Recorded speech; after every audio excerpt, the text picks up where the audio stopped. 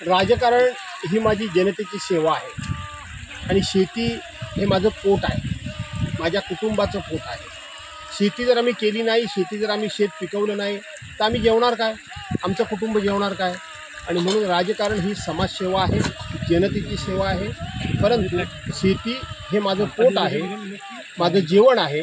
म्हणून राजकारण करता करता शेती देखील केली पाहिजे आणि ते कर्तव्य मी पार पाडतो।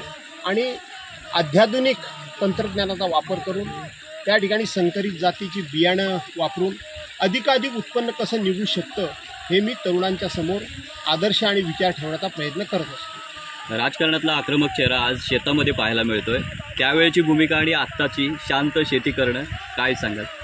असं आहे की शेवटी तुम्हाला जी भूमिका वटवावी लागते, करावी लागते, ती भूमिका तुम्ही व्यवस्थितपणे उठवली पाहिजे। ज्या ठिकाणी सौम्यपणा, शांतपणा, नम्रपणा ठेवायचा असेल तिथे ठेवलाच पाहिजे। परंतु जिथे कुठे अन्याय होत असेल, जिथे कुठे चुकीची धोरणं राबवली जात असेल, कुठेतरी सरकारी पक्ष हा जाणीवपूर्वक विरोधकांना वेठीस धरत असेल, त्यांच्यावर कुठल्या ना कुठल्या तरी राजकीय हेतूपायी सूड उगवत असेल, तिथे आक्रमक झालंच पाहिजे।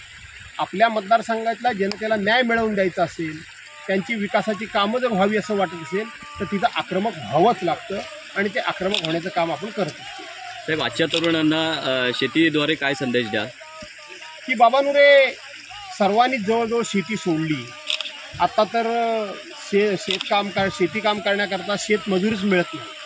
आणि म्हणून तुम्ही इथं बघित असाल माझी मुलं, माझ्या भावांची मुलं, माझ्या बहिणींची मुलं, आमच्या लग्न करून गेलेल्या मुली किंवा नव्यानं आलेल्या सुना, ही सगळी मुलं बाळं नातवंड आम्ही शेतामध्ये आहोत। कारण सध्या सरकारी योजनेचा फायदा घेत असताना लोक आपल्या कर्तव्याला विसरलेत की काय।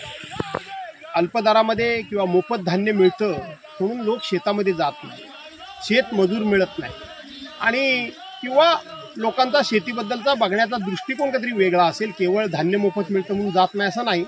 आणि म्हणून शेतामध्ये लोक जात नसतील तर त्या लोकांनी शेतामध्ये गेलं पाहिजे।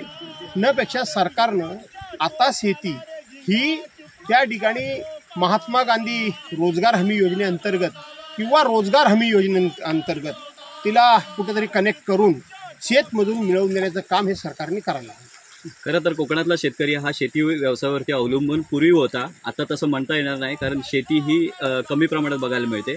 मात्र काही ठिकाणी विनाशकारी प्रकल्प येत चाललेले आहेत, शेती कमी होत चाललेली आहे, काय सांगाल? विनाशकारी प्रकल्पामुळं शेती कमी होते ही वस्तुस्थिती खरीच आहे। परंतु शेती करणारा वर्ग जो आहे तो कमी झाल्यामुळं जी संपूर्ण रानश्वापदं असतात, जंगली जनावरं वगैरे जे असतात ते मोठ्या प्रमाणामध्ये शेतीचं नुकसान करतात। चौबाजूला शेती होती त्यावेळेला नुकसानाचं प्रमाण कमी होतं, पण ठराविक ठिकाणी जर शेती दिसली तर शेवटी हे संपूर्ण जे जंगली प्राणी असतात ते खूप मोठ्या प्रमाणामध्ये नुकसान करतात आणि म्हणून लोकांनी जास्तीत जास्त शेती केली पाहिजे। तुम्ही पाहत आहात विस्टा न्यूज मराठी।